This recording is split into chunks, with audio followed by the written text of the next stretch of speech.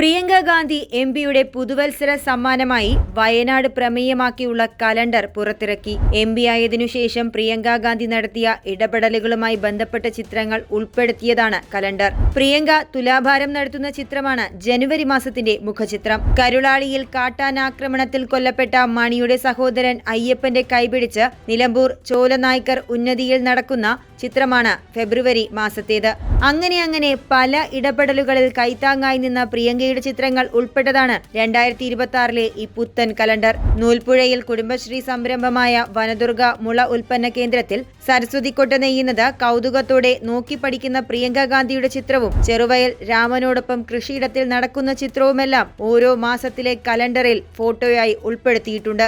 Kalpetta Hume സെന്ററിൽ മേപ്പാടി ദുരന്തത്തിന്റെ പശ്ചാത്തലത്തിൽ ആശയവിനിമയം നടത്തിയപ്പോഴുള്ള ചിത്രവും മുത്തങ്ങ വന്യമൃഗ സങ്കേതത്തിൽ ഡോക്ടർ അരുൺ സക്രിയയുടെ നേതൃത്വത്തിലുള്ള RRT സംഘവുമായി ആശയവിനിമയം നടത്തിയ ശേഷം ആനയ്ക്ക് ഭക്ഷണം നൽകുന്ന ചിത്രങ്ങളും കലണ്ടറിന്റെ ഭാഗമാണ്.